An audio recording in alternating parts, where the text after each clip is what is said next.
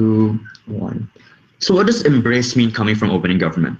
Number one, it is to say that it is a part of your identity and that it is a uniquely positive part of your identity. That it's who we are as a people, that it's who you are innately, and therefore you will be able to, I guess, like perform these kinds of values, that you can live up to it, and that it's a good thing. So for example, it is often when Asian kids are called nerds in school, we will say that that's a good thing. You study hard, you work hard, and you will be able to excel in the future. But secondly is that you'll be I guess, convinced and persuaded to be able to strive to become a lot of these things, when often a lot of societal structures are likely to work towards dissuading you from doing things like studying hard, because you'll often have a negative label associated to you once you start to do these things. A couple clarifications. Number one is to say that these are positive stereotypes and that these are not things that are likely to harm your reputation. These are not things that are likely to push you towards bad behavior, etc. But however, they can be framed in ways that are negative for these individuals, because things like being smart, I would say, are positive things, are good things, but can be derogatory when particularly pushed towards a minority individual. But secondly, the kids are like uniquely malleable to a lot of the characteristics and things that their parents can posit upon them. Does everyone have POI, by the way? But I'll just continue until anyone has one and raise their hand.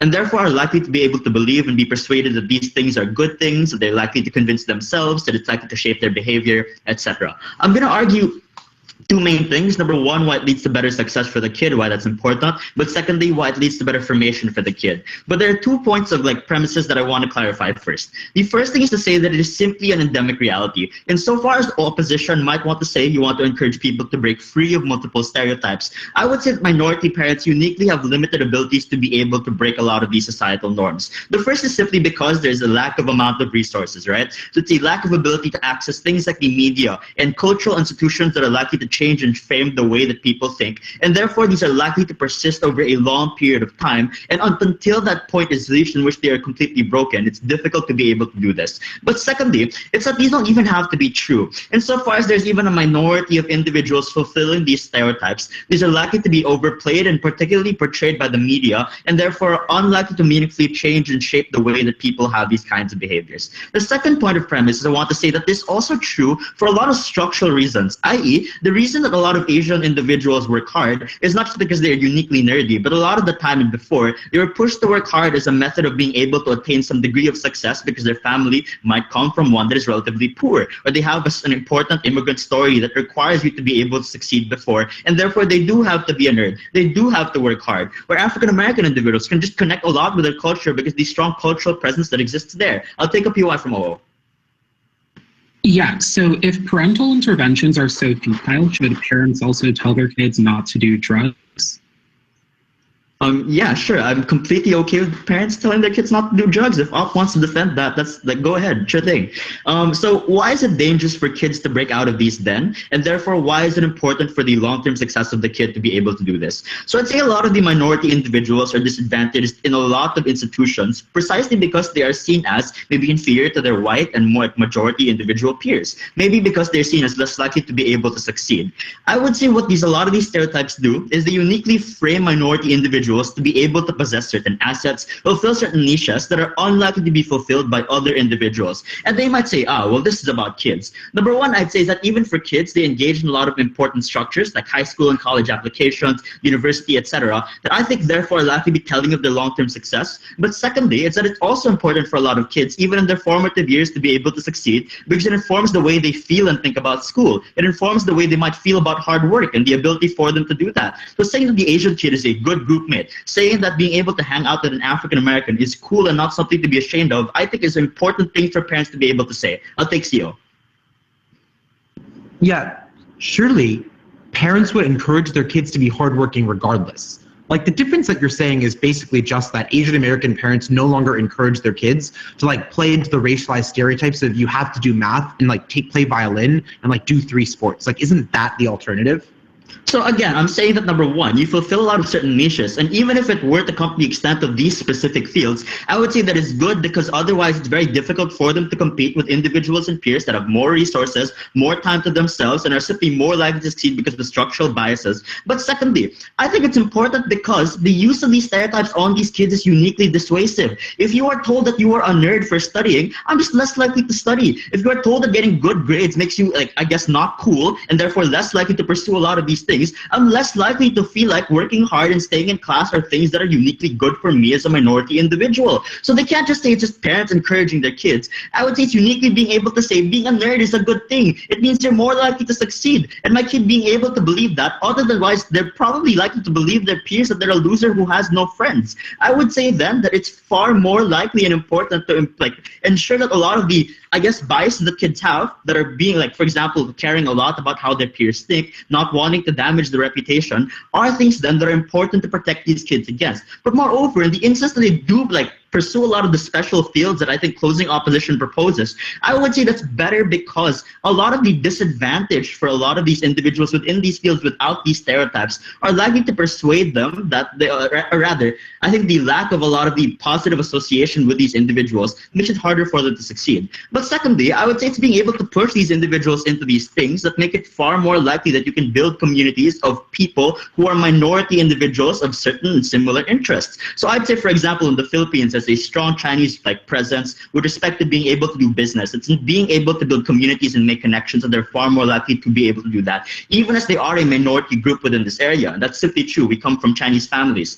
The second thing I want to talk about is just the psychological harm to children within their formative years. The point of the first argument is to say that a lot of the ways that people feel about school and being able to care and work hard are uniquely impacted by this, but moreover, future career prospects, being able to attain a good education are also affected by this. So on the child, I would say there's also a significant psychological harm in the instance that a lot of the positive things about them are reframed in ways that are uniquely derogatory. I would say what parents do here is give the children the ability to be able to reclaim these within their head and be able to ensure that they can associate some positive attribution to a lot of these quote unquote negative, they're uniquely framed as negative ways that people talk and discuss with them. And for children, I think that's uniquely important because things like bullying do significantly impact the way you're able to grow up within the certain neighborhood, within your schools, etc., and be able to think that it is okay for me to associate with these certain characteristics because they're far more likely to lead to good outcomes for me in the future. I would say it's difficult to do that on opposition bench because they're always framed as derogatory. I'm very proud to propose this.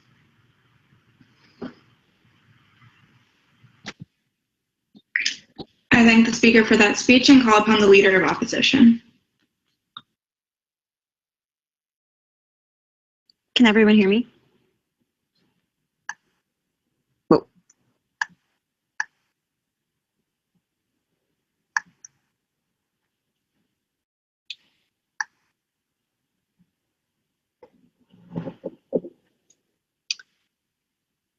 Speaker, conforming to positive stereotypes is still conforming to an ultimately prejudicial group perception that was created and is enforced to perpetuate ethnic inequalities and harms a child's ability to achieve success after a safe, nurturing childhood. 3 points. First, on how this is bad for the children. Second, on how it fosters an unhealthy parent-child relationship. And third, on how it lessens a group's ability to advocate for itself and create mitigate racial inequalities.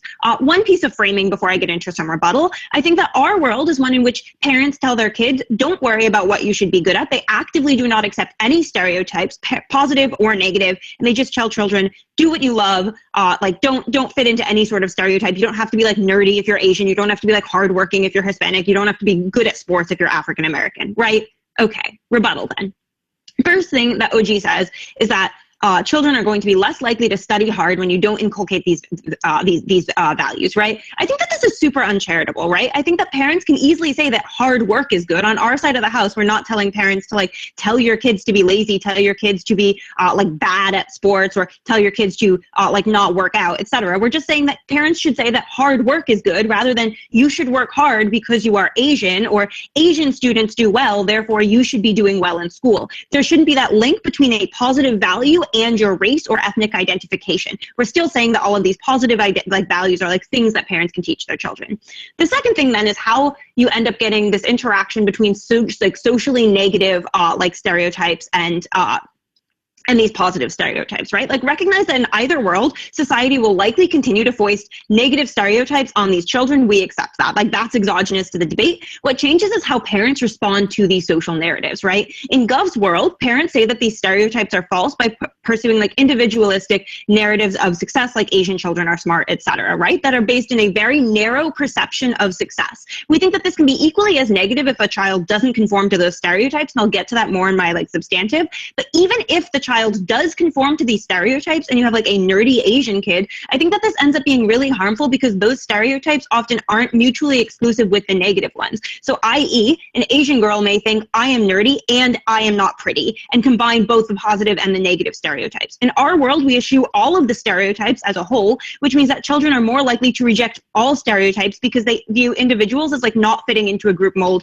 because their parents aren't conditioning them to accept this group mode. I'll take a POI from opening. But even if parents tell their children to work hard, if they associate this hard work with a lot of negative and derogatory stereotypes, they're just less likely to do this. Yeah, so I don't think that we're associating hard work with like negative or derogatory stereotypes, right? I think we're just saying like hard work is a value that is a good value that parents should inculcate in their children. Like being physically fit is a value, like parents should tell their children that they should exercise or eat healthy, things like that, but they should never link it to race. I don't think that like you have to tell an Asian child like you can't be smart or you can't be hardworking because you're Asian, but you also shouldn't tell a child that you should be hardworking because you're Asian. I think that's pretty self-evident. All right, going into my substantive then. First, we say that this leads to conformist pressures in a way that is deeply unhealthy for children's self-esteem and ability to pursue what they love, right? Most people don't live up to stereotypes, and so they end up constantly comparing themselves to something that they can't stack up to, right? That can be really bad for their mental health because they're always going to feel like they're a failure because they're not like in the NBA or they're not like the debate champion, right? I also think that really importantly, the stress on like these like positive stereotypes can lead to harmful behaviors in and of itself to try and fulfill that stereotype when you aren't naturally inclined to it, right? Like this is how you see kids overstressing, resulting using like study drugs, cheating on exams, etc., because they aren't maybe necessarily like academically inclined, but they feel like they have to get 100 on that test or their parents won't love them or they're a failure of like an Asian student, etc., right? People are always going to like be comparing them to their stereotype, and their ability to resist that stereotype like hinges on the extent to which that stereotype is accepted. So it's really harmful to their mental health. It's really harmful to their ability to pursue self-actualization as a whole. The second thing we would say here is that like you start to conform to the stereotype at the cost of all other interests you have, right? Like sports is like maybe 1/10 of all available extracurriculars. There's no reason to assume that more than 10% of Black kids would be like interested in sports, but now you're told that you should be good at sports, that the ideal African-American kid should be good at sports. So you're more likely to eschew what you have a passion for and do something that you're probably A, worse at, and B, don't like as much. I also think that there's also a dynamic of competition with a lot of these values, like being good at sports, being good at academics, etc., being the smartest, the most athletic, that creates a dynamic of competition with other minority children that would otherwise be your friends. We think that this is especially harmful when children in school systems are likely to experience racism, and these children would be like their friend group in the first place. The second thing then is that this fosters an unhealthy parent-child relationship, right? I think that parents are going to be pushing children towards specific traits and behaviors if you're encouraging these positive stereotypes. I think that compromises their ability to become a trusted resource for the child because they think that their parent is going to be disappointed in them if they don't pursue that path. That's really harmful because these children are going to like feel like they have nothing left to lose, that they're already a disappointment if they don't live up to that and rebel, but they're also just like less comfortable and less likely to have a close relationship with their parent and seek comfort in that relationship. I'll take a POI from CG. You're on mute. Oh. So how exactly are parents going to defeat the stereotypes that, as everyone kind of agrees, are very entrenched in society? Do they just tell them it's not true and the child believes it? So I think that's what I get at when I say like these societal stereotypes are going to exist in either world, but in like parents have a unique ability to shape what their child views stereotypes as and whether they view stereotypes as valid or not. When parents opt into a world of positive stereotyping, that says that stereotyping as a whole is a valid exercise in identifying and defining oneself. We think that's really harmful. Final thing I want to talk about then is how this lessens a group's ability to advocate for itself politically by creating a stereotype of overperformance. First, we say that you disadvantage the children of other minority groups because of the positive stereotype of one group hurting another group. It creates this bootstraps narrative in which success without public intervention to remedy extensive inequalities is possible. Think of like how the model minority narrative is being used against the Blacks community, right? We say that intergroup solidarity is the most important value for progress because the only way that you reach a voting majority is via solidarity, since each group is in itself a minority. The second thing we say is that you create a perception in which the group issues on the aggregate are swept under the rug because of this narrative surrounding a few successful figures in the whole community. Like, for example, Chinese Americans have the highest rate of illiteracy and poverty in New York City, but because of the model minority stereotype, you're never able to actually get poverty alleviation, never able to get a redress to illiteracy. The third thing we say is that you create intergroup conflict because those that don't perform in accordance with the positive stereotype are, like, in the best case for Gov, personally failing, and in the worst case, like, undeserving of help because they're bringing shame to the whole group. Because of this, we see that you end up reducing inter-minority solidarity. You end up getting less beneficial political outcomes. You see less progress for the individual and for the group as a whole. Proud to oppose.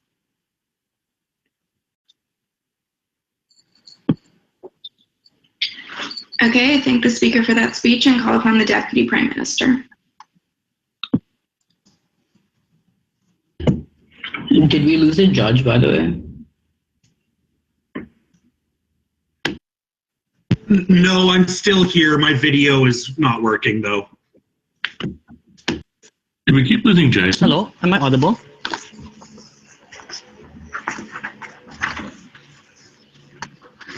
Oh, okay. But also, sorry, are we still losing Jason continuously? I'm not sure. Sorry? No, sorry, Robert said we're losing Jason all the time. Oh, Yeah, we lost him in the bus station, but only for a couple seconds. I don't know. He's back now. okay. Seconds. What's that? Okay, what's that? Alexa, stop. So I think there are two main issues in this debate. The first issue is from the individual perspective of the minority child. Where are they more likely to succeed? I think the broad principle of the opposition bench is that if you allow children to choose for themselves what they want, they're likely to choose what's best for them and therefore more likely to succeed. When we say, even if they make that individualized decision, the social structures and social pressures prevent their success. And given that in societies where minorities are most oppressed, these stereotypes are most entrenched in society, in the most important cases, they lose this debate. But the second thing I want to deal with is this broad societal argument about why society is better off, or minority groups in general are better off. Policy, I'll give two responses. One, that we don't really care about that. But secondly, even if we do, it's significantly less likely to happen on their side. Firstly, where is a child likely to succeed? The first assumption of their case is that it assumes that children, absent the influence of their parents, will be able to make autonomous decisions for themselves. We would suggest that this is not true. We would suggest the vast majority of children, given that parents have large controls over their access to everything from the outside world, things like where they study for school, who their friends are, even what they can access and content to the internet with the right things like filters which prevent children from accessing particular websites, imply that parents have a large control over what children necessarily want. This is important because their entire argument about them not being able to reach self-actualization assumes that parents in the first place, children in the first place, develop identities that are contrary to what the stereotype portrays, but at no point do they explain where these identities come from and where they're unlikely to be successful under their side. So we would suggest the vast majority of children will be able to align with what their parents tell them to do so, and it's unclear why we should trade it off for the small minority of children who might have autonomous preferences under their side. But secondly, they suggest that let's assume that children are able to know what they want.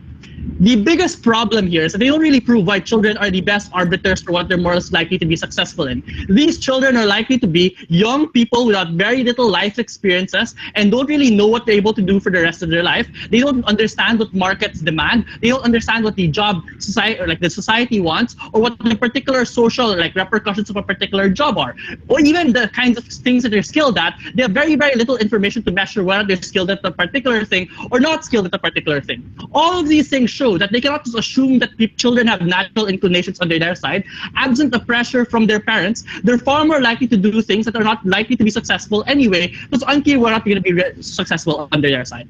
But lastly, even if they believe that children have natural inclination and that children are able to autonomously decide what they want, What they don't prove at the negative bench is why people, even if they get parent support, are likely to succeed. We would suggest there's so many other pressures that exist in the world. Things like the discrimination of your employer, things like discrimination of schools or teachers, or things like, for example, your peer pressure and the friend groups that you have, that all prevent you from getting the job that you want. So for example, if you're an Asian American and you want to get high in the art world, it's very, very hard, even if your parents support you, because you don't have things like connections to art museums. You don't have things like connections to the art galleries, which allow you to proliferate your work and therefore become famous. So independent of parental support, that doesn't change the reality, and therefore you're so unlikely to be successful under their side. But lastly, I want to compare then the likelihood of natural inclination as a factor for success in comparison to relying on stereotypes as a factor for success. We would suggest that relying on stereotypes is better because, one, a lot of natural inclination is actually created or born out by parents or just misdiagnosed, right? So a lot of your individual literacy as a kid or you being good at reading is launched by your parents teaching you to be good at reading or you having early tutors with respect to math. So it's unclear whether natural inclinations in inborn trait. It is possible also that the social and it's unclear whether or not natural inclination cannot change on our side. But secondly, we would suggest that a lot of the society doesn't operate in a meritocratic system where people are able to purposely assess whether or not someone is particularly good at a particular job. Note, for example, that a lot of times children in job interviews are very, very subjective. Things like the art world is particularly subjective. So it's unclear whether or not, even if a child is good, if they don't have things like connections, if they don't have things like the positive repertoire from the particular minority they come from, it is unclear they're likely to be successful in comparison to our side of the house. Before I move on, closing. Your first speaker said that you want to cultivate niches. That is to say, you're going to be more competitive when you have niche norms tied to specific jobs. I want to understand what sort of trade-offs you're willing to make, because it seems like you just want to educate your child well, but you also want to target their education towards something that is going to be productive for their work. So where's your threshold? Because you can't have your cake and eat it in this debate. Yeah, so I agree we're going to tackle particular niches. So for example, if you're a Filipino, you're likely to become a nurse or a caretaker in the United States because that's most likely the most positive stereotype. We would suggest that the trade-off there possibly is you won't become a financial analyst or a banker or academician, but the fact that you're more likely to get a job by virtue of the fact that you're Filipino because of the positive stereotypes of employers, or you have greater connections to like nursing agencies because you know other people within your particular community, means that you have a greater likelihood of employment in comparison to the rest of the house where you risk all your cards taking an art degree, even if you're unlikely to be successful. That's a trade-off that we're not willing to make. That's why we take this argument already. Second point that I want to talk about is the idea of the social societal norms before I move on opening. Do you think that David and I are good at sports? I wouldn't know. I'm sorry I haven't met you right now, so I wouldn't be able to comment on that. Okay, moving on. Why do we think that the societal interests is, in the long run, is actually better under our side? But secondly, why don't we really care about it? Firstly, we would suggest that the obligation of parents in particular is not to a long-run societal interest, but rather they have a greater obligation to the interest of their child, which we have proven in the first issue to be more likely to be satiated under our side. For reasons that they are personally responsible for the creation of the child, the fact that they're more proximate to the child, and the fact that they consented to having a positive relationship with the child versus the society that you're born into. That's why we allow parents, for example, to give a lot of resources to their child when otherwise society would have been better off if they just redistributed all the wealth altogether, which means that whether or not society is better in the long run for other minority groups, it is unclear why these minority parents who are already robbed by society have an obligation to fix that. But even if that's the case, we would suggest that we can flip the argument of intergroup solidarity. The problem under their side is that there are quote-unquote model minorities and quote-unquote non-model minorities for the reason that there are some minorities who are like Asian parents where they tell their children to succeed in the positive stereotypes, and there's some minorities that don't. In a world where all the minority parents are telling their children that they ought to be model minorities, this discrepancy is less likely to exist, and therefore the friction within the movement is less likely to exist, but also the downgrading of minorities as a whole is less likely to happen if you see them as productive members of society. At no point has opposition proved that parents are able to change the course of history, and if they're not able to do so, it is better for parents to be humble and allow their children to actually have a reasonable chance of succeeding in life. For those reasons, we're very proud to propose. Thank you.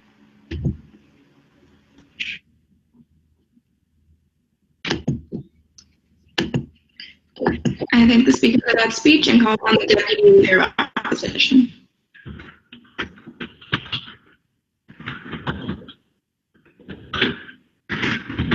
Can everyone hear me okay? I will assume that is a yes. Oh, sorry. Okay, cool. The fundamental problem with OG is that they misidentify the problem in this notion. It is not that you shouldn't have things your children can take pride in or build community around. It's that the skills around which you do so should not be ones foisted upon you by the majority group, but rather ones tailored to your individual ambitions and abilities. I want to note two comparatives in this debate. First, in our world, when parents encourage certain behaviors that can be pro-social, that can be good for their kids, they decide it based on children's interest and abilities. I want to note that this kills all of opening government's case, because what they haven't explained is why the positive results of being pushed toward things that can benefit you in the marketplace or benefit you socially or emotionally are unique to being pushed toward the stereotype rather than an individualized ambition or skill. Now, what they tell us is, well, you're probably going to be good at whatever the stereotype is for whatever reason, and therefore you're going to get a lot of success for it. The problem there is that they don't engage with what Eva tells you, which is that you are unlikely to actually be good at the stereotype.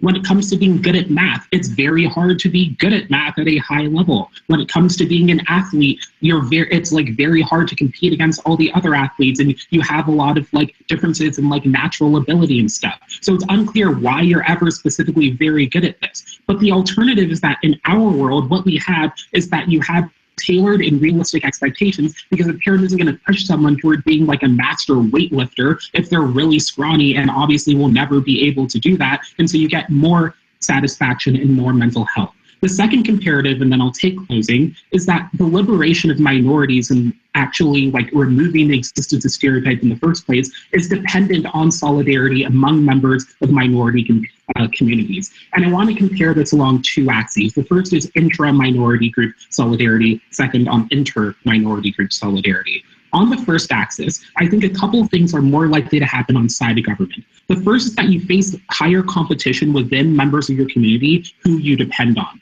Note specifically that when they tell you that a large number of people within the minority group are likely to be doing things like competing at math Olympiads or in like Little League or whatever, you're more likely to encounter your like friends as children as rivals rather than as friends. And second, because when you're not good at these things, you feel like you're a disappointment to the community as a whole and not just to yourself. And as a result of that, you end up disengaging from the community as a whole because you don't want to be seen as dragging down everyone else. And then when it comes to intra-minority solidarity, I think the fates of different minority groups like Blacks and Asians and Hispanics do depend on being able to ride a unified front in response to stereotypes. The fundamental problem, though, is that when you say something like, oh, Asian people are really good at math, that is implicitly coupled with the expectation that Black people or Hispanic people are not good.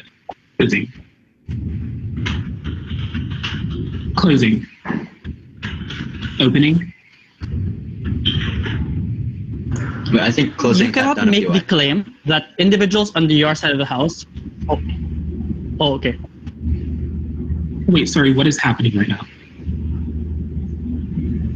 Okay, I'm just going to go right. Type down a POI, you can check it. Oh, there's a chat. Oh, shit. Okay. Surely there's more than one good stereotype that you can give your scrawny child. But then it's probably not a stereotype at that point. It's just like skills that you want them to have. A stereotype specifically is a stereotype because it's applied without actual like introspection about a person to everyone within a group. A bit of extraneous rebuttal to OG. So they basically have a string that says, well, kids are victims of the stereotypes because society says it. Parents have little power to resist. The problem is parents have unique ability to influence how their children think about these stereotypes because they're able to engage with the children at a very early stage of their development and develop a relationship of trust between them. And it's also not like there's no messaging in society that resists positive stereotypes too. But also, if everything is futile and society's going to win out in the end, I think you should just do what makes your kid happy and fuck what society thinks. Don't focus on the stereotype, focus on individualized ambition. couple things in this debate. I think the most important thing is the political solidarity that we tell you about. Specifically, note that even on like a social rather than political level, you're more able to develop relationships within a minority community when you feel like you actually have agency in determining what your expectations are rather than adopting the expectations that have been put on you. When people feel like they're in control, you're more likely to develop those kinds of relationships within the community and feel good about it. The other thing to note here is that the way that stereotypes are legitimated in the popular consciousness is when you see very good examples like LeBron James, for example, being a really good basketball player. When people see those examples over and over again, it's legitimated. But those examples only become more frequent when more parents push their kids towards actually engaging in those things. By decreasing the artificial inflation of people going into stereotypical fields, you decrease the power of the majority group to say, well, I don't care if it's a stereotype, it's obviously true. And then I think all the other material about solidarity and solidarity applies, and I'll take opening at this point. So actually, community is better under our side for the reason that people with similar interests, like debaters, are easy to relate with one another versus people with diversified interests because they want to say that their identity is better than someone else's identity and therefore become more competitive. Sure, but the difference is, like, even if you want to form solidarity within a specific community, one, you can find that community among a more diverse group of people because you're not just doing the thing that's stereotypically correct, meaning that you increase the contact between like more diverse groups of people. But second, even within the minority group, then you suddenly have solidarity that's based not on a specific like activity or trait, but rather like a commonality in terms of like the broader experience of like being a person, period, rather than being someone who's really into basketball, which I think is a lot better. I want to talk about finally how stereotypes actually function in children's minds. There's this weird argument out of government that, well, they're actually going to feel really good because they're going to be really good at this activity. But the problem is the resources in the world actually work against the minorities on whom these stereotypes are applied. If you're a Black athlete, for example, there will always be richer people who are probably white who are able to afford things like trainers, like better shoes, like access to more places to go. If you're an Asian kid who likes math, there will always be other kids who are much richer than you and who can afford things like tutors. It's not clear specifically why you're ever actually very good at these things, period. The other thing to note here is that, as Eva explains to you, these positive stereotypes are coupled with negative ideas because they're posed as exclusive. That is to say, you're seen as only smart or only athletic, and so you devalue the other things that you might be better at. And finally, note that the parent-child resentment here is unique to stereotypes because, as Eva explained, you feel like you're always being pushed, but you also realize that the parent hasn't actually invested individual agency into determining what you should be doing and what they want to push you to, rather than actually catering to your specific interests. For those reasons, we're very proud to oppose.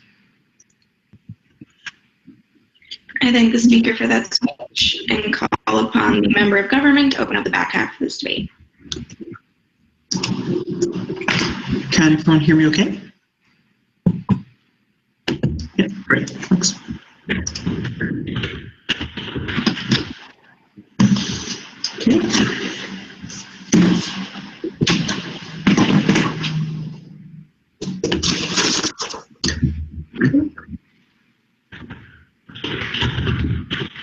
Panel, the opposition in this debate needs a genuine reality check. The problem is opening opposition is living in an ideal world, right? Where you can, as a child, focus on whatever you want, right? You have an ideal parent-child relationship, right? And on these very nuanced things. All of this assumes a context in which you don't have systemic barriers to your success, assumes a society which will accept you, whatever you want to do. This is untrue. This is a society, and societies around the world at this point are ones in which right-wing governance is flourishing, in which racist politicians are at the top, and which is doing its best to restrict your ability to succeed. Now, whilst opening opposition's goals are desirable and aims are desirable, they have to be subsumed in this time frame to the more important aspects of contribution and integration, right, which will only occur if you embrace this kind of positive minority context. So this is thus I'm very happy to enter my 3 points of extension. The first one of these, and rebuttal will be intertwined. So the first one of these points is exactly about this context. context, right? Recognize that this is currently a particularly tough time for integration of minorities everywhere. It is a time where nationalist governments are in power, where right-wing governments abound, where governments like the US are shutting down borders for Muslims, where governments such as in the UK are discriminating immigrants and actively sort of being racist to immigrants, where culture is being curtailed in France and ability to exist as a minority is curtailed substantially. This is a dire context in which your only chance for critical ways of integration and even survival are adopting a contribution-based system of proving your integration is meaningful for that community. Because recognize this nationalistic context, right, in which we live in, recognizes one thing only: contribution to the country, to the larger community, right? It's a contribution-based narrative which has to be fulfilled by contributing to the community in ways in which the majority community will recognize as being meaningful contribution because of their pre-existing understanding of your minority status, right? Why is that key? Obviously, integration and survival is key in these instances because it gives you the basic things, right? Jobs, right? And not being discriminated at employment, right? Not having discrimination in education, hospitals, right? Not having policies which are aimed at sort of taking down your clothes, right? Taking your traditional clothing, right? Taking down your mosques and so on, right? In order to do this, you need to prove you can contribute. Now, opposition will say, oh, but you can contribute in so many ways to society, right? You just contribute in whatever, be an artist, right? Do whatever you want and contribute. The problem is the contribution which you add to society has to appear in a fashion which is recognizable by the majority as being helpful and being able to be extrapolated by the majority to refer to your whole community, right? Because the problem is if you do something, if you as a parent encourage your child to be an outlier, right? That child, which is an outlier, is not helpful at all, right? Because will be dismissed by the majority community as being an outlier, as being non-representative of the larger immigrant community, right?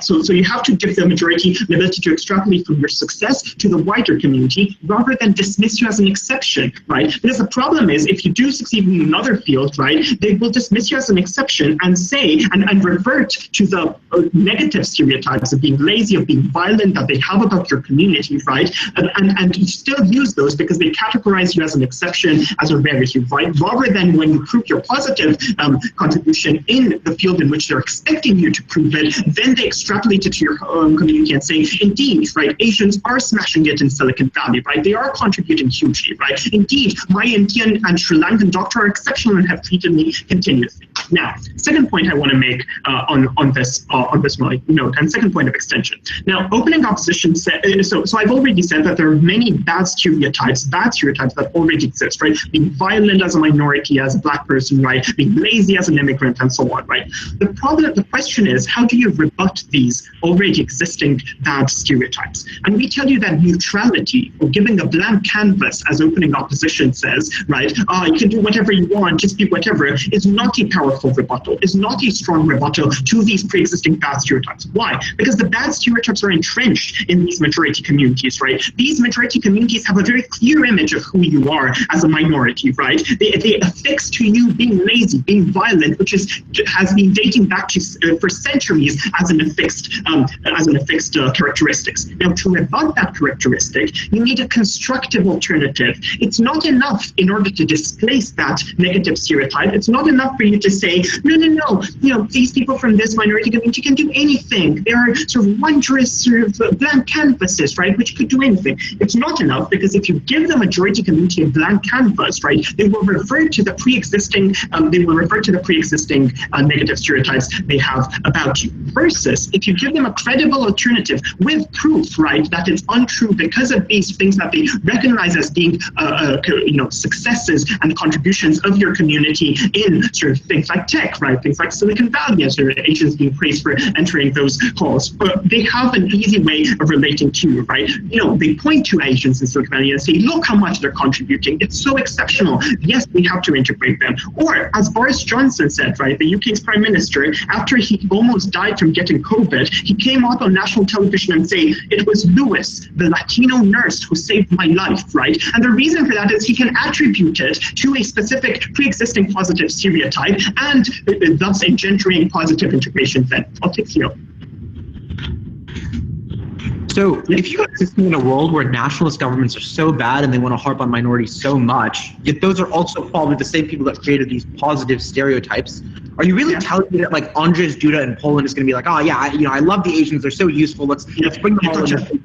Okay, so you have a far better chance than to go against these stereotypes. And here's another point on this, right? If you actively go against them, as OO wants you to do, then you'll be deemed rebellious, a rule breaker, troublesome as a minority community, which only confirms the pre-existing bad stereotypes they have about you and harms you even further, right? The third and last point I want to make here is that giving these positive sort of models to your kids, right, hugely helps construction of personal identity. Your child has been born into a very different country than them, than them or their family, right? You have to give them a rallying point around which they can focus as being something defining for their community and something recognized as being positive by the wider community. Because otherwise, giving them a blank canvas isn't a rallying point. They still feel lost, right? They need the self-belief of saying you can succeed in this area, rather than self-hating them for not knowing where they can succeed. And importantly, right, they need role models, for example, which only exist in these prescribed sort of areas of activity, right? And pointing to them will only be able if you let them embrace these positive stereotypes and let them self-believe, right, that they can identify with that sort of pre-existing identity, which is also a group identity, which gives them comfort in a strange land. Thank you. Sorry, may I please just get my charger? My device is shutting down. Like, may I please get a charger? May you please just give me like a second just to grab my charger, plug in my device. It's switching off. Yeah, no problem.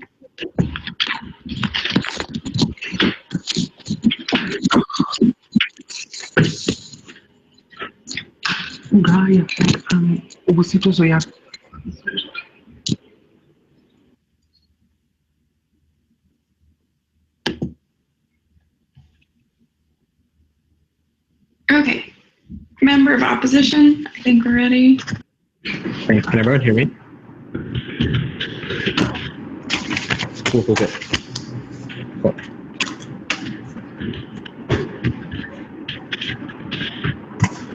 The last time I checked, when an Asian parent wanted to teach their kid art, it wasn't that Boris Johnson said, oh, those guys, they're troublesome for not teaching their kids math. Like, the closing government extension is to some extent baffling, especially the last one, which posits that the only way that people have role models and figures around which to rally around is that they do the exact same thing like all of the time. To me, that seems genuinely incoherent. Quick rebuttal on closing government, then the extension.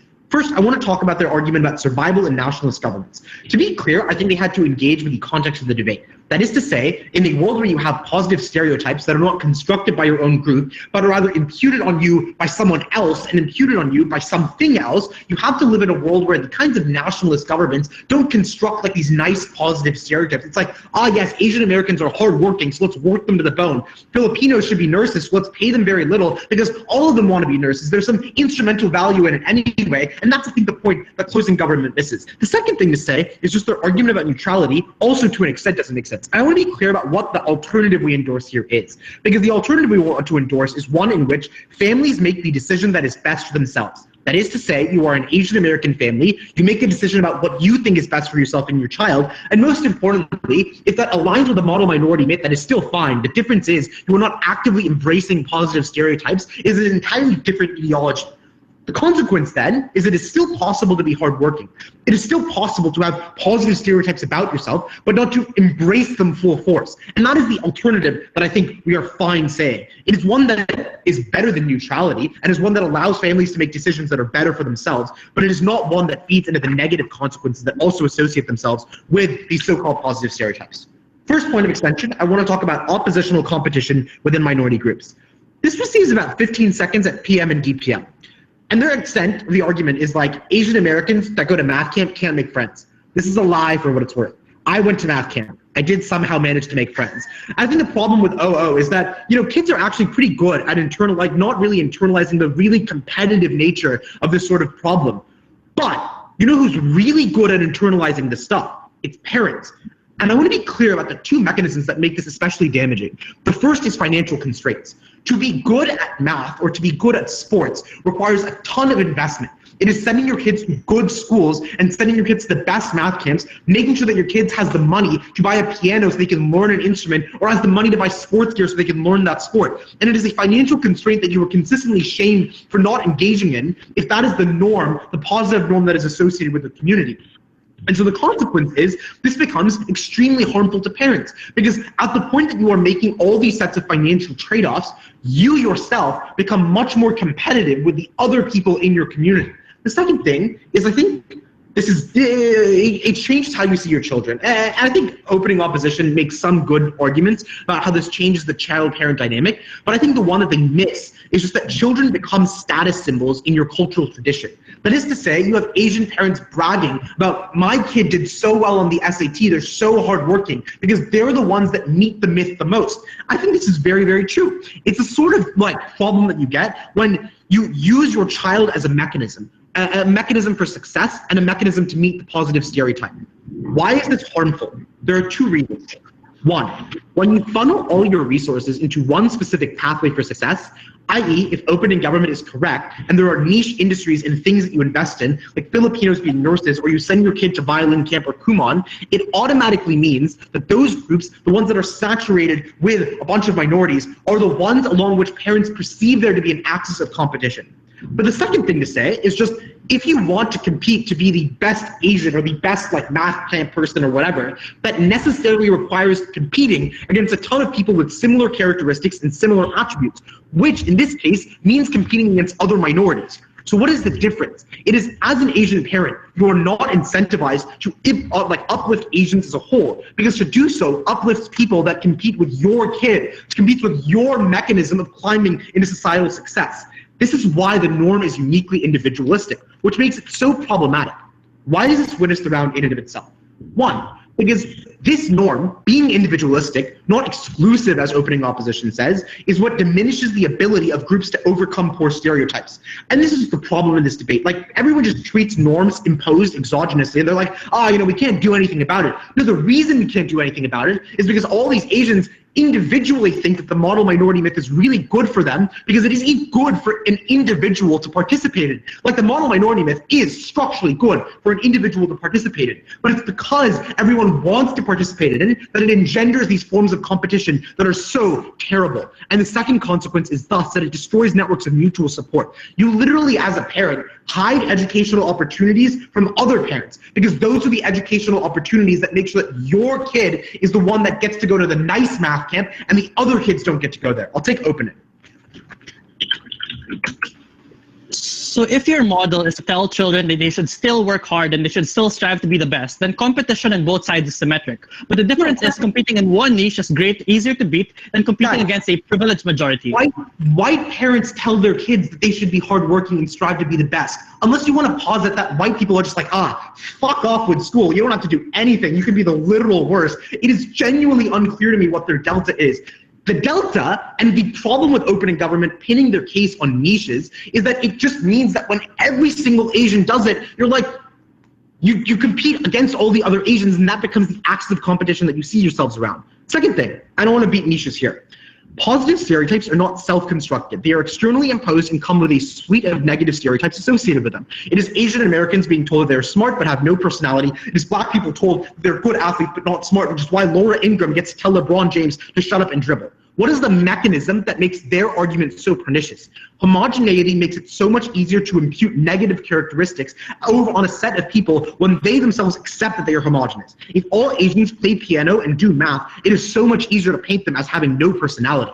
But this has genuinely harmful impacts because, one, it endogenizes negative stereotypes. That is to say, on opening government and closing government, they presume that negative stereotypes just happen ex ante, but this isn't the case.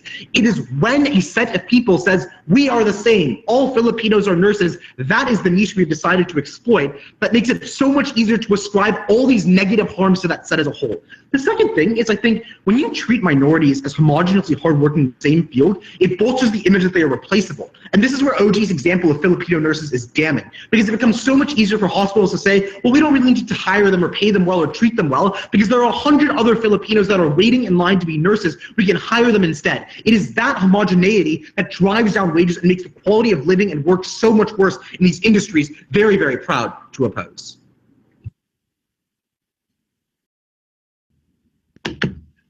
I thank the speaker for that speech and call upon the government whip to close out the side of this debate.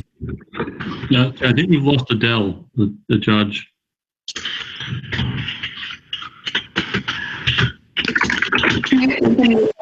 Hot sec. See if they come back.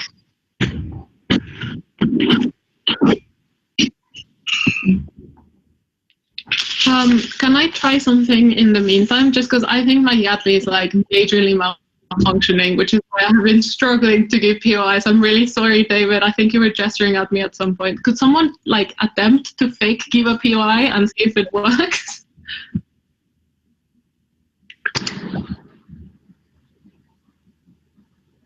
Oh yeah, okay.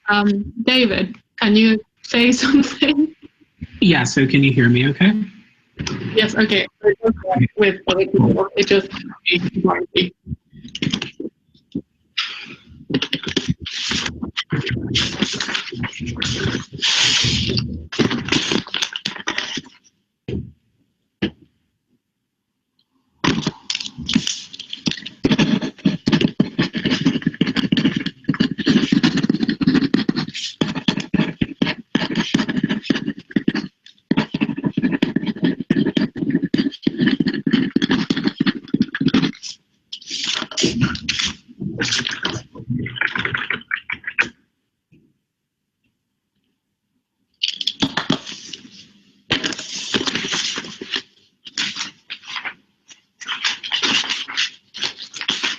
We'll put 1 minute for the judge, and then if they want to come back, that's what the alt judge is for.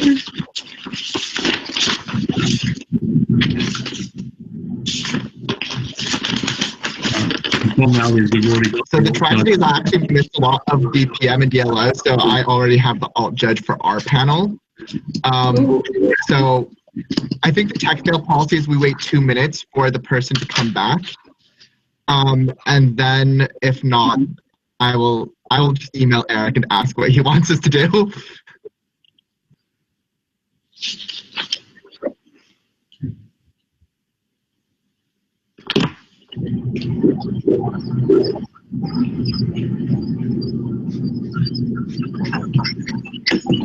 We've lost Lucia now, so I guess it's all good if the judges aren't here.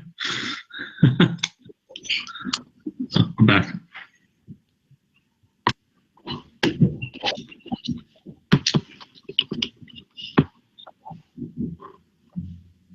Okay, so I feel like it's been 2 minutes. Jason, do you have thoughts on what we should do?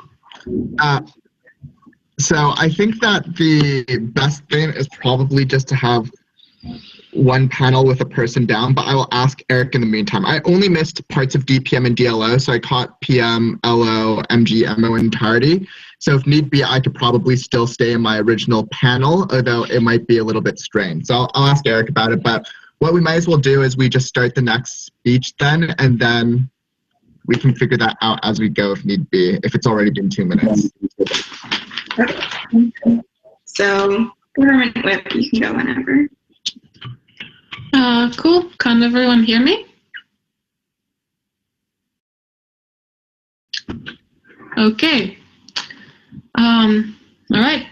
Starting now. The sad truth is that living as a minority, as having your identity defined by tyranny of the majority, whether you wanted to or not.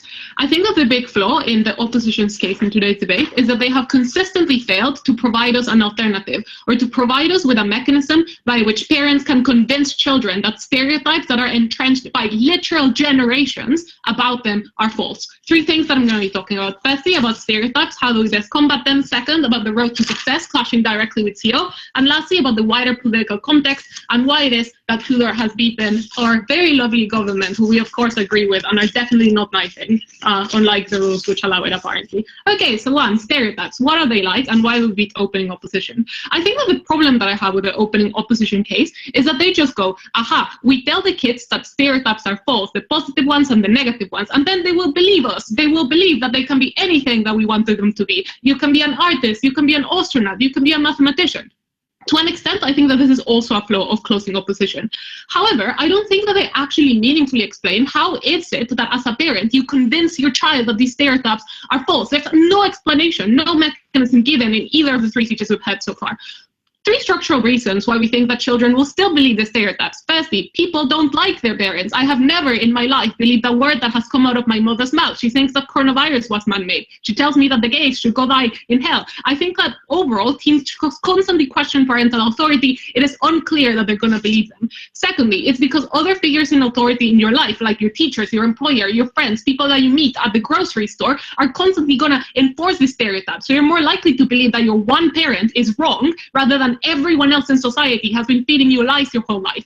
The third one is that it's also things that you see in the media. You see it when you watch Netflix, that the Asian kid is the coder, that the Latin kid is the one who is a nurse for the old lady. You see it in the role models that are put in the media, that Black people are good at particular things, that Asian people are hailed for achievements that they get in some films. They're the kinds of things that you see in newspaper. This means that you're not going to believe the things that your parent tells you about stereotypes being false. Crucially, that means that both the negative ones and the positive ones are still out there. But what is the difference and the comparative? That you, as a Hispanic kid, are still going to believe that you're probably dumber than your white students that also go to class with you. That you're still going to believe that your people are bad hombres, that people around you are illegal immigrants, that you are just doomed to poverty because that's what you see around you in the media. The difference is with the positive stereotype and how you engage with that. And I think this is a really important thing that Tudor tells you that doesn't get much response. That is that you don't need a neutral. You don't need you can be whatever you want to be, honey. You need a positive thing that you can harp on to. I think that the problem when you tell the kid, oh, it's fine if you want to be an artist, Lucy, that's totally fine, is that when she looks out at the media around her, there's no positive examples of that ever happening to her. So there's absolutely no reason why she should believe her parents that indeed she can be what she wants to be. If you tell her to follow an existing positive stereotype for her ethnicity, it is much more likely that she's going to be able to find that. But also, importantly, it is more likely that other people are going to believe that as well. If you tell your, like, I don't know, again, Mexican kid, you can be really good at maths, Lucy, that it's going to be fine. That's fine. She can believe that. But the teacher won't. The teacher will still give all the participation points and the difficult classes to the Asian kids, to the white kids. She's still going to believe that she's going to fail. We think that to set them up for success, you need to set them up for something that they're going to see reflected in society. Because it's not just about how you see yourself. It's also about how others see you. That's the sad truth of being a minority. I will take opening. Unfortunately, all of this misses the analysis from LO that you're less likely to accept a minority group when they only lean into a small set of skills that can be marginalized as unimportant, for example, shut up and dribble, and also reinforce the negative stereotypes, i.e. the idea that Black men are good at sports and are violent and aggressive are both based on physical strength. I think that that's the difference, right? When you emphasize the positive aspect, you have the capacity to widen it. You can say, oh yeah, I'm good at dribbling, but I'm also good at other aspects of that sport. And that fits in with that when an individual believes it's a positive stereotype. If you think like, oh, they're good at dribbling, and they go, oh, actually, no, I have a really important understanding of this very rogue branch of literature, that's a completely different thing that is going to be not possible to reconcile. So I think that the capacity of widening stereotypes is broader under our side of the house. We're better at fighting stereotypes. Second, road to success. I want to directly rebut what closing opposition tell you on this argument. They say, aha, you're going to compete with other Hispanics for the sake of mowing someone's lawn. Three responses to this. Firstly, minority people are a minority. It means that if all of the Hispanics in the United Kingdom go for the same jobs that I am getting, that's still like 0.6% of the population. I am not competing with other Mexicans. I am competing with the white British. So it doesn't really matter. The second thing is also, you call it like competition. I say that it is demand, right? In the same way that if I go to coding camp because I am a woman, I feel myself alone in a sausage fest. So I don't have interest in remaining in that coding camp. I don't want to continue because it is me alone against the world. If I go to a coding camp, that is, if like, let's say that there's a stereotype that women are great at coding. I go to coding camp, I meet a lot of other women, I am more likely to remain. In the same way that East Asians who go to coding camp are likely to remain because they find a sense of community, because it is a stereotype that they all go to these things. You're much more likely to have this demand for things that encourage you to continue down the road to success. The moment that you have stereotypes, we think that it is more likely kids drop out on your side of the house when you tell them, oh, you can be anything, whatever you want to be, and you go to coding camp with just a bunch of rich white kids. Closing opposition. So, Lucia, you said that, kids really distrust parental authority and never listen to their parents. What's the value of parents being like, embrace all these positive stereotypes, if according to you, kids just aren't going to listen to it anyway? Because I think that my other two mechanisms still work. So I think that if you want this regard to response, I just like complaining about my mother to an audience. The last response that I have to this one is maybe it's true, not all Asian kids go to Harvard. That doesn't matter.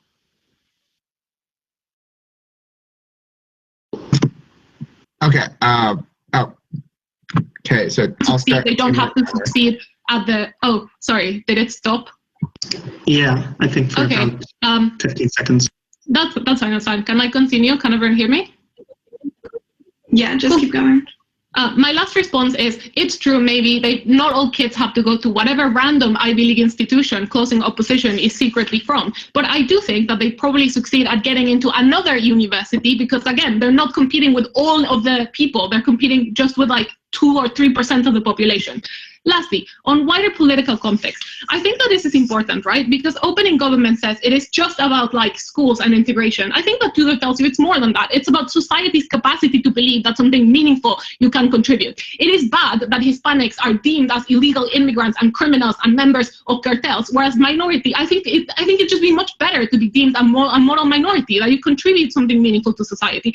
And that's what you show the second that you show them that you have the capacity to contribute, something that they already believe you can contribute. We say lean in, and I think that's something that's important. You widen political participation for your community, you fight stereotypes in a way that is actually meaningful, and I think you empower your child with the capacity to succeed by taking advantage of existing opportunities. That's why we think closing government should win the debate.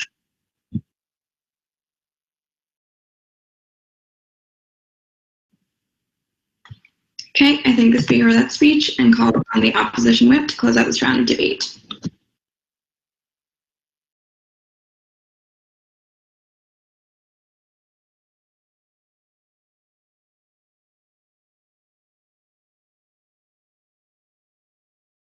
Right. 1 second.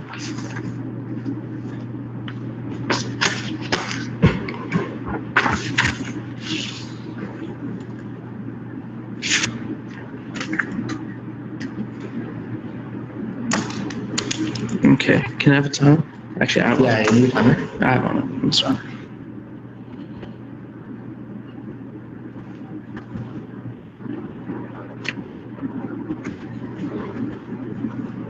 Oh wait, I was just seeing my beard. It's a bit disgusting.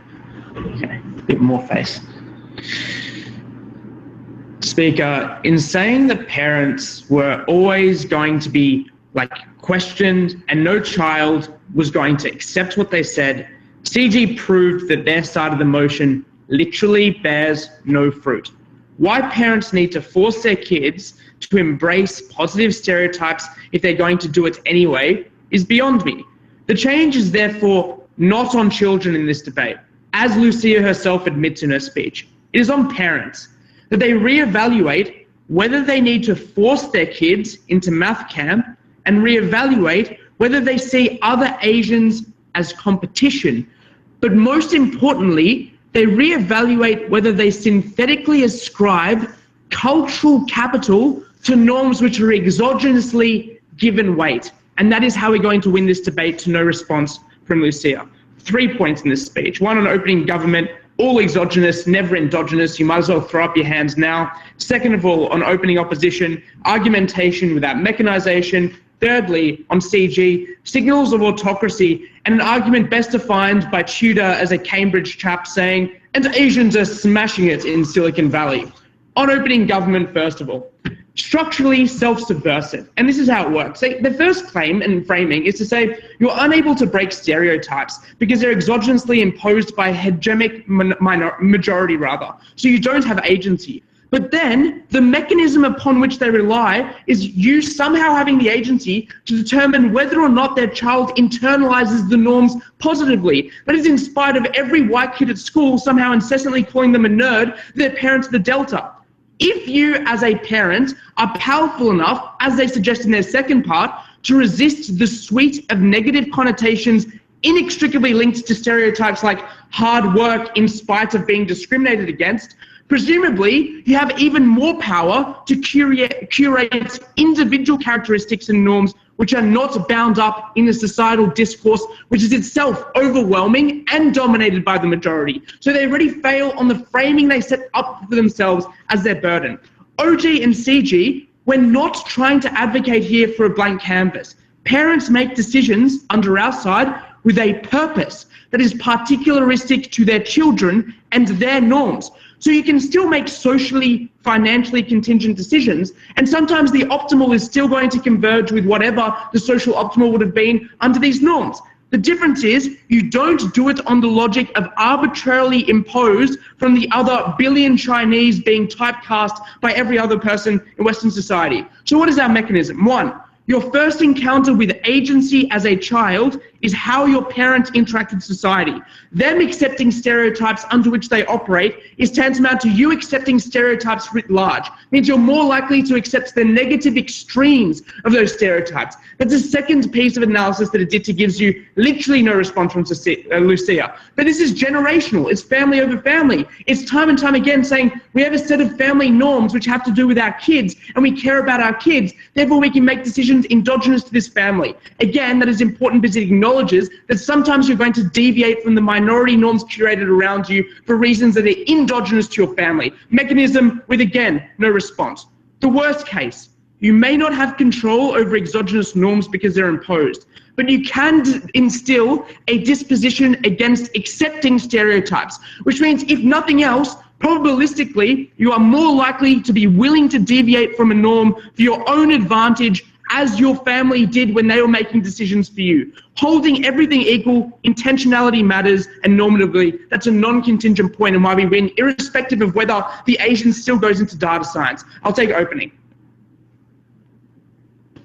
Claiming that children will not change their internalized perception of the stereotype doesn't really matter, because what we suggest is that as long as they take the job, they're far more likely to succeed here because they have the connections and the knowledge and the history for it in comparison to any other job where they have to compete against the white privileged majority. The part of our case which you missed. We are happy for them to take that job. The difference is they're not going to be competing with every other Asian, because the Asians aren't going, there's artificial status conferred upon this specific type of job. So if it's conferred artificially upon this type of job, then we're competing for them not only for the money, we're also competing them for status within our in-group. So this in-group dynamics are pivotal. Binary number two, they say either the norm is incredibly broad, in which case it's not excludable and not influential, or it's narrow and particularistic, which is where OG puts themselves. Why do we win? One, saturation of specific types of markets. Two, financial competition. But three, and this responds to both CG and OG, incentives of solidarity. You narrowly define stereotypes as being exclusive, which means one, there is one path to status as a parent, but two, that one path to success in an industry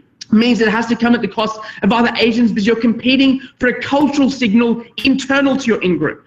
One, that means you create pipelines to narrow the forms of success, which are intensely crowded and capital intensive. This is exacerbated by viewing this as an internal signal of prestige and status. But the nuance of our case is if all Asians hold constant their valuation of specific ideals, they distinguish themselves by their success in it. What's the counterfactual that wins this debate above OO as well, which they don't give you this mechanism? You do not hold constant your internal valuation of specific types of ideals in virtue of being a minority. The comparative is maybe you still end up as a data scientist because society is shoehorning you and you're poor. But what Lucia and Ignacio miss in their response speeches is you disarm the source of in-group competition because they're not ascribed culturally specific status and capital. That means one, you improve information flows within groups. Two, you acknowledge that there do exist negative stereotypes in the first place. Three, you collectivize for workplace rights.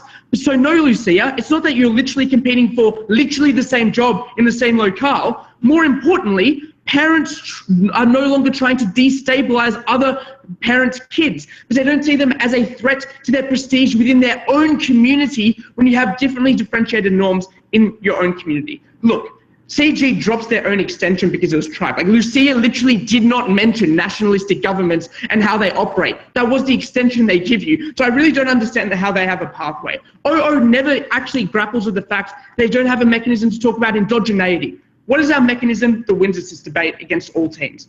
We tell you that irrespective of what happens exogenously, there are a lot of harms which are born by being in virtue of that community, that other people within that community are going to try to cut you down because the cultural signal they ascribe from reifying a specific type of norm.